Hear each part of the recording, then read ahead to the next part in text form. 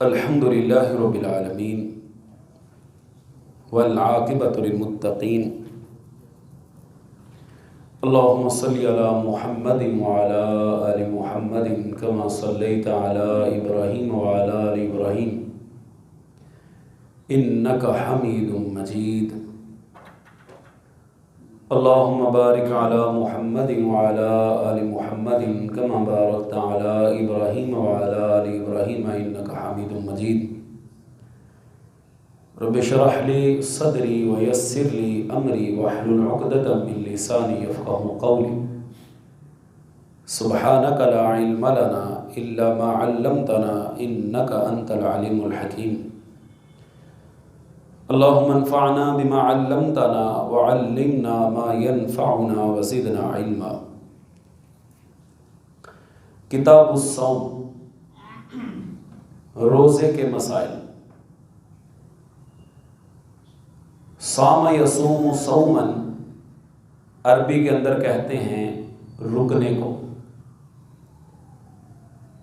شریعت کی اصطلاح میں صبح فجر کی اذان کے ساتھ مغرب کی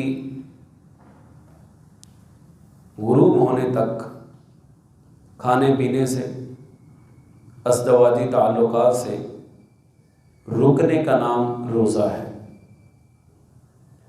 سن 2 ہجری کے اندر جب رسول اللہ صلی اللہ علیہ وسلم مدینہ طیبہ تشریف لے جا چکے تھے، اس وقت یہ مہینہ اور اس وقت یہ روزے فرض ہوئے تھے۔ ہر عاقل اور بالغ مسلمان کے اوپر یہ روزے فرض ہیں، الا کہ کوئی سفر کی حالت میں ہو یا وہ بیمار آدمی ہو، اور بیماری اگر دائمی ہے جس کے ختم ہونے کی کوئی امید نہیں، مستقل طور پر بیماری ہے اور وہ ایسی بیماری ہے جس میں انسان روزہ نہ گزار سکتا ہو، اس کے لیے شریعت نے سہولت دی ہے کہ وہ فدیہ دے سکتا ہے۔ لیکن جو مسافر آدمی ہے اسے صرف اس حد تک چھوٹ ہے کہ وہ روزہ چھوڑ سکتا ہے، لیکن رمضان گزرنے کے بعد اسے ان روزوں کی جتنے بھی اس نے چھوڑے ہوں گے وہ قضائی دے دے گا۔ اسی طرح وہ عورت جو مخصوص ایام میں ہے اسے نماز کی تو رخصت ہے ہی ہے، البتہ رمضان کے جو روزے ہیں ان کی بھی رخصت ضرور ہے، لیکن ان کی قضائی بعد میں دے گی، نمازوں کی قضائی نہیں، رمضان کے روزوں کی قضائی وہ دے گی۔ اسی طرح وہ خاتون جو پریگنینسی کی حالت میں ہے، حاملہ ہے یا مرضعہ بچے کو دودھ پلاتی ہے، اگر روزہ رکھ سکتی ہے تو بہت اچھی بات ہے، نہیں تو یہ بھی فدیہ دے سکتی۔ اس کے علاوہ کسی بھی مسلمان کو اجازت نہیں ہے کہ وہ روزہ چھوڑے، یہ فرض ہے، اور یہ ایسے ہی فرض ہے جیسے نماز 5 وقت کی فرض ہے۔ لیکن ہمارے معاشرے کا المیہ ایسا ہے، آپ اپنے ارد گرد دیکھیے بہت سارے ایسے لوگ ہیں جو روزہ رکھتے ہی نہیں ہیں۔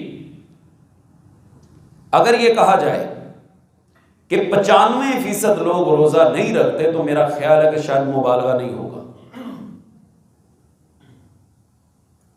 کسی دور میں اپنی بات کرتا ہوں، آپ کی ماشاءاللہ عمریں زیادہ ہیں، آپ کو زیادہ پتہ ہوگا، یہ بالکل ماضی قریب کی باتیں ہیں۔ ہمارے ہاں احترام رمضان کا ایک قانون تھا، جو بندہ رمضان کے احترام کو پامال کرتا تھا، یعنی روزے کی حالت میں وہ سرعام کوئی چیز کھاتا پیتا تھا، اس کو سزا دی جاتی تھی۔ حتیٰ کہ بیکریوں کے اوپر جہاں پہ کھانے پینے کے سٹال ہیں وہاں پہ لکھ کے لگایا ہوا ہے کہ روزے کی حالت میں یہاں کھانا پینا منع ہے۔ اگر روزے کے وقت میں کوئی دکان، کوئی ہوٹل کھلی نظر آ جاتی جہاں پہ لوگ بیٹھ کے کھانا کھا رہے ہوتے، ان کو سزا دی جاتی۔ لیکن گزشتہ 2-3 سالوں سے یہ بات دیکھنے کو مل رہی ہے کہ ہوٹل 2-3 منزلہ ہے، نیچے والے پورشن کے بارے میں لوگوں کے آنکھوں میں مٹی ڈالی ہوئی ہے اور اوپر سب کچھ چل رہا ہے. کوئی غیرت ہلاتی نہیں ہے، جھنجھوڑتی نہیں ہے کہ یہ رمضان کا مہینہ ہے، اللہ تعالیٰ نے روزے فرض کیے ہیں، صبح سے لے کر شام تک اللہ سبحانہ و تعالیٰ نے بھوکے رہنے کا حکم دیا ہے، لیکن پرواہ کوئی نہیں. رسول اللہ صلی اللہ علیہ وسلم کا فرمان ہے کہ میں ایک شب سویا ہوا تھا،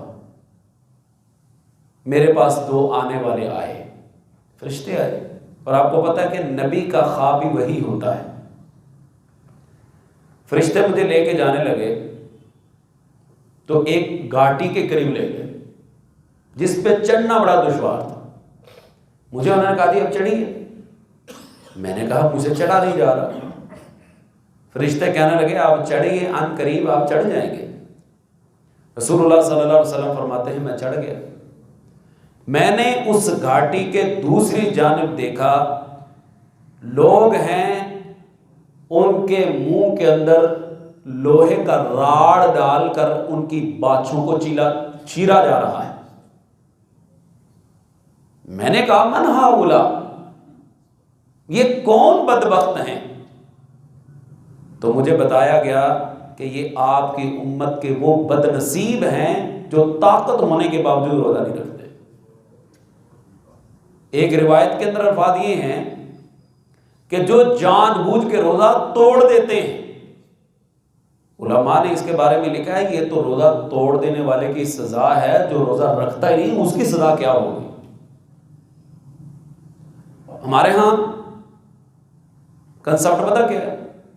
لو جی ان کا نظام چاہیے کہ چلائیے کہ روزے رکھیے.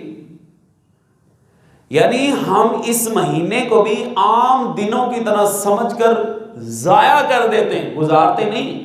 گزارنا اور چیز ہوتی، ضائع کرتے ہیں.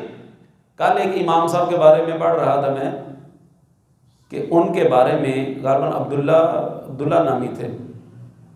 جب شعبان کا مہینہ شروع ہوتا نا، شعبان کا، وہ اپنی دکان بند کر دیتے.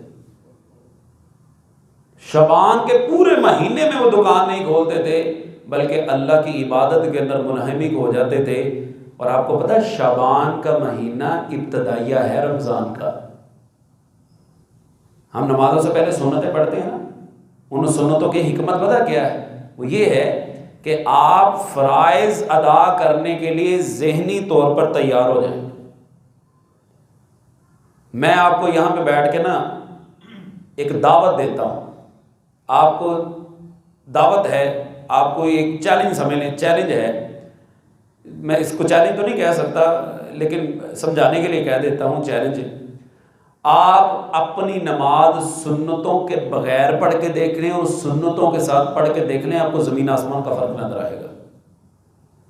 آپ کو سنتوں کے بغیر فرضوں کا مزہ ہی نہیں آئے گا، اور آپ سنتیں پڑھ کے نماز پڑھیں گے آپ کو مزہ آئے گا، آپ کو لطف آئے گا، اپنی زبان میں کہہ لیں آپ کو چسکا آئے گا. یہی حال شعبان کے مہینے کا ہے. جو بندہ شعبان کے مہینے میں زیادہ سے زیادہ عبادت کرتا ہے اس کا رمضان کا مہینہ اس کو لطف آتا ہے، اس کو مزہ آتا ہے. رسول اللہ صلی اللہ علیہ وسلم شعبان کے مہینے میں بڑے روزے رکھا کرتے تھے. آپ سے جب سوال کیا گیا کہ آپ اس مہینے میں اتنے روزے کیوں رکھتے ہیں تو آپ نے کیا فرمایا؟ ترفع الاعمال، اس مہینے میں اعمال پورے سال کے اللہ کے ہاں پیش ہوتے ہیں، اور میری خواہش یہ ہے کہ میرے اعمال جب بھی اللہ کے ہاں پیش ہوں اس میں روزہ لازمی ہو. گو کہ شعبان کا مہینہ رمضان کا ایک مقدمہ ہے، ایک ابتدائیہ ہے جو ہمیں الارم دے رہا ہے کہ رمضان کا مہینہ آ رہا ہے، اس کی تیاری کر. لیکن خواب غفلت میں سوئے ہوئے ہیں. ہم نے شعبان کا مہینہ بیداری میں کیا گزارنا ہے، ہم تو رمضان کا مہینہ بیداری میں نہیں گزارتے. اب دیکھیے گا اللہ تعالیٰ خیر و برکت والا سامان لائے، خیر و برکت والا مہینہ آ رہا ہے کہ رمضان کے مہینے میں کس قدر سعادت مندی کی گھڑیاں ہیں. لوگ نماز تراویح کا اہتمام کرتے ہیں، لوگ ذکر و اذکار کا اہتمام کرتے ہیں، قرآن پاک کی تلاوت اس کا اہتمام کرتے ہیں۔ اب بہت ساری مسجدوں میں دیکھیں کہ لوگ آتے ہیں، آ کے لیٹ جاتے ہیں، سو کے چلے جاتے ہیں اور سمجھتے ہیں کہ ہم نے رمضان کا ادا کر لیا۔ بہت سارے لوگ ایسے ہیں جو تراویح نہیں پڑھتے، جو قیام نہیں کرتے، اور سب سے زیادہ لمبا قیام ان کو محسوس ہوتا ہے۔ وہ ایک مسجد میں ساتھی کہنے لگے، قاری صاحب تھے ہمارے دوست، کہنے کہ بندہ آتا ہے پورا سال میں نظر نہیں آتا، رمضان کے مہینے میں آتا ہے، مسجد کے صحن میں لیٹا رہتا ہے، جب تراویح ختم ہو جاتی ہے کہنا قاری صاحب تو یہ تھکا ہی دیتا ہے، تو اس طرح سانو تھکا ہی دیتا ہے، تراویح ایک نہیں پڑھی اور تھک وہ سب سے زیادہ کیا ہے۔ اب ہمارے ہاں بھی دیکھ لیجیے گا، یہاں بہت سارے لوگ افراد آتے ہیں، وہ باہر صحن میں بیٹھے رہتے ہیں، گپے مارتے رہتے ہیں، باتیں کرتے رہتے ہیں، انتہائی قیمتی ترین گھڑیوں کو گفتگو میں گپوں میں ضائع کر کے چلے جاتے ہیں۔ گپے مارنے کے لیے آپ کے پاس دفتر بھی ہے، آپ کا گھر بھی ہے، چوک بازار بھی ہیں، دکانیں بھی ہیں۔ ان المساجد لم تبن لہذا، یہ مسجدیں ان کاموں کے لیے نہیں بنائی گئی، یہ تو اس لیے بنائی گئی ہیں کہ یہاں پہ اللہ کا ذکر کیا جائے۔ وہ میں نے شاید آپ کو بتایا تھا، ایک شیخ ہیں، وہ لکھتے ہیں کہ اگر قبر کے اندر جو دفن مردے ہیں ان سے پوچھا جائے کہ بتاؤ تمہاری خواہش کیا ہے، تو وہ کہیں گے کہ ہمیں رمضان کا مہینہ مل جائے، یہ ہماری سب سے بڑی خواہش ہے۔ پچھلے دنوں دوست کے پاس بیٹھے ہوئے کہنے لگا فلاں حضرت صاحب بھی فوت ہو گئے، فلاں شیخ بھی فوت ہو گئے، تو عرض کیا جو چلے گئے ہیں ان پہ حسرتیں ہیں، جو موجود ہیں ان کی قدر نہیں۔ جو شخصیات جا چکی ان کے اوپر حسرت ہے کہ ہم ان کی خدمت نہیں کر سکے، ہم ان کے ساتھ یہ نہیں کر سکے۔ جو موجود ہیں ان کی قدر ہی نہیں ہے، ان کے بارے میں بغض، ان کے بارے دلوں کے اندر کدورتیں، نفرتیں۔ جو موجود ہیں ان کی خدمت کر لیں، ان کا کفارہ یہاں پہ ادا کر لیں، لیکن نہیں۔ تو عرض یہ کر رہا تھا کہ یہ رمضان المبارک کا مہینہ انتہائی سعادتوں کا مہینہ ہے، اللہ تعالیٰ کی رحمتوں کو لوٹنے کا مہینہ ہے۔ ہمارے ایام گزرتے ہیں بازاروں میں، ہماری راتیں بازاروں میں، حتیٰ کہ آخری عشرہ رمضان المبارک کا وہ قیمتی سے تر قیمتی ترین مہینہ ایام ہیں، لیکن آپ دیکھ لیں ہماری جوتیاں نہیں پوری ہوتی، ہمارے سوٹ نہیں پورے ہوتے۔ اور عجب پیار کی غضب کہانی یہ ہے کہ عید کا چاس سب سے زیادہ ان کو چڑھا ہوتا ہے جنہوں نے پورا مہینہ ایک روزہ بھی نہیں رکھا ہوتا، سب سے زیادہ شوق ان کو چڑھا ہوتا ہے۔ آپ جوتیوں کی دکان پہ چلے جائیں تو محسوس یہ ہوتا ہے کہ اس قوم کو جوتیوں کی سب سے زیادہ ضرورت ہے، اس قوم کو جوتوں کی ضرورت ہے۔ ہر بندے کو اس بات کی پڑی ہوئی ہے کہ میں بس عید کی شاپنگ کر لوں، اگر میں نے عید کی شاپنگ نہ کی تو میری تو عید ہی رہ جائے گی۔ پھر کیا کیا دکھ میں آپ کو سناؤں۔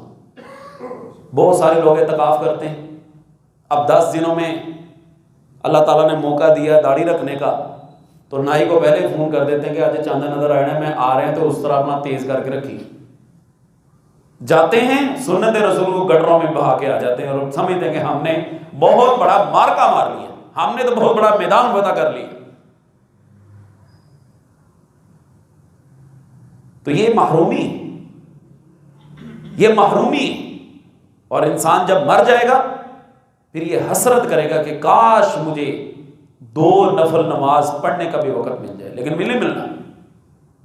سلف صالحین کے بارے میں ملتا ہے رمضان مبارک سے 6 مہینے پہلے اللہ سے دعائیں التجائے کرنا شروع کر دیتے تھے، یا اللہ یہ رمضان کا مہینہ ہماری زندگیوں میں کر دینا، اور 6 مہینے پھر اللہ سے دعائیں کرتے رہتے تھے، یا اللہ جو رمضان میں عبادتیں کی اپنے بارگاہ میں قبول کر لینا۔ ہمیں بیٹھے بیٹھائے رمضان کا مہینہ مل جاتا ہے، ہاں جی، روٹین ورک کی سلسلہ چل رہا ہوتا ہے، نمازیں پڑھ لی، تھوڑا سا قرآن پڑھ لیا اور سمجھا کہ ہم نے رمضان کا حق ادا کر لیا۔ ایسا نہیں۔ بہرکیف اس باب کے اندر روزوں کے مسائل شروع ہونے جا رہے ہیں. ہم ایک حدیث پڑھتے ہیں، باقی انشاءاللہ کل پڑھیں گے. فضل الصوم، روزے کی فضیلت کیا ہے؟ دیکھیں نا کتنا بڑا بدبخت انسان ہوگا جو ان فضیلتوں کو ضائع کر رہا ہے. جو ان فضیلتوں کو ضائع کر دے، اس سے بڑا محروم انسان کون ہو سکتا ہے؟ عن ابی ہریرہ رضی اللہ عنہ ان رسول اللہ صلی اللہ علیہ وسلم قال، سیدنا ابو ہریرہ رضی اللہ تعالیٰ عنہ راوی حدیث ہیں کہ رسول اللہ صلی اللہ علیہ وسلم نے فرمایا الصیام جنۃ، روزہ جہنم سے ایک ڈھال ہے، جہنم سے بچاؤ کا ایک ذریعہ ہے. فلا یرفث ولا یجہل، لہذا روزہ رکھ کر منہ سے کسی قسم کی واہیات نہ بکے، منہ سے گالیاں نہ نکالے، چغلی نہ کرے، غیبت نہ کرے، منہ کو اپنی زبان کو پاک رکھے. لیکن آپ بازار کے اندر چلے جائیں، نہ رمضان کا حیا، نہ روزے کا حیا، نہ رسول اللہ صلی اللہ علیہ وسلم کے فرمان کا حیا. لفظ مشہور ہے نا، فلاں تو بازاری زبان بولتا ہے، روزے کا حیا ہی کوئی نہیں. اچھا جی کیا کرنا ہے؟ ولا یجہل، اور نہ ہی جاہلوں جیسا کوئی کام کرے. وَإِنِ امْرُؤٌ قَاتَلَهُ أَوْ شَاتَمَهُ، اگر کوئی ڈنگر قسم کا آدمی، کوئی بیوقوف آدمی تم سے جھگڑا کرتا ہے، تمہیں برا بھلا کہتا ہے، تم نے اینٹ کا جواب پتھر سے نہیں دینا. وہاں پہ یہ نہیں کہنا حیثیت ہے چوڑیاں پائی ہیں داسنا میں دے لوں، نہیں، تم نے روزے کی لاج رکھنی ہے. فَلْيَقُلْ إِنِّي صَائِمٌ، اسے کہے تم جو مرضی کہتے رہو، میں تو روزے دار ہوں، میرا روزہ ہے. کیا مطلب؟ روزہ ان باتوں کی قطعاً اجازت نہیں دیتا کہ تم کسی کو برا بھلا کہو یا کسی سے لڑائی کرو. بھائی تم کر رہے ہو، تمہارا فیل ہے، اچھا یار چھوڑو جان چھوڑو. یقین جانیے اگر اگلے کی بھی غلطی ہے نا، معافی مانگ کے جان چھڑائیں اور اسے روزے کی لاج رکھیں. مرتین، آپ صلی اللہ علیہ وسلم نے فرمایا اس کو 2 مرتبہ کہہ دے. والذی نفسی بیدی، اس ذات کی قسم جس کے ہاتھ میں میری محمد صلی اللہ علیہ وسلم کی جان ہے. لخلوف فم الصائم، روزے دار کے منہ سے روزے کی وجہ سے جو بو آتی ہے، اطیب عند اللہ تعالی من ریح المسک، اللہ کے ہاں وہ کستوری سے بھی زیادہ پاکیزہ ہے. اس خوشبو کا جو مول ہے، اس کی جو قدر و منزلت ہے، وہ اللہ کے ہاں کستوری سے بھی زیادہ ہے. یترک طعامہ وشرابہ وشہوتہ من اجلی، یہ جو روزہ دار ہے اس نے کھانا پینا میری وجہ سے چھوڑا ہے، ازدواجی تعلقات میری وجہ سے چھوڑے ہیں. الصیام لی وانا اجزی بہ، روزہ میرے لیے اور میں ہی اس کی جزا دوں گا. جب اللہ سبحانہ و تعالیٰ نے اس کی جزا دینی ہے تو وہ تو بادشاہوں کا بادشاہ ہے، وہ اس کی جزا کا تو شمار ہی نہیں کیا جا سکتا. وہ ایک بات بنی ہوئی ہے، اس کی حقیقت کا انہوں نے پتا. بعض لوگ حضرت عثمان رضی اللہ تعالیٰ عنہ کی طرف اس کی نسبت کرتے ہیں، لیکن محسوس ہوتا ہے ایسا نہیں ہے. وقت سے واقعہ کے طور پر لے لیا جائے تو میرا خیال کوئی حرج نہیں. واقعہ یہ ہے کہ کسی بندے کو کوئی چیز چاہیے تھی، بعض کہتے ہیں جی اس کو شہر چاہیے تھا، پتہ نہیں شہر کا کاروبار کرنے والا اس نے یہ بات بنائی ہے، کوئی اس کو چیز چاہیے تھی، اس نے کسی سے مانگی، اس نے کہا یہاں سے قافلہ گزرے گا، اس قافلے والے کا جو سردار ہوگا نا اس سے مانگ لینا. وہ بیٹھ گیا، چند لمحے گزرے، قافلہ آیا، اس نے اس کے سردار کا پوچھا اور وہ چیز مانگ لی. اس نے تھوڑی سی مانگی تھی، اس نے برتن بھر کے دے دی. وہ کہنے لگا سوال کرنے والا، حضرت میں نے تو تھوڑی سی مانگی تھی، آپ نے اتنی ساری دے دی. وہ سردار کہنے لگا بھائی تم نے مانگا تھا اپنی ضرورت کے مطابق، ہم نے دیا ہے اپنی شان کے مطابق.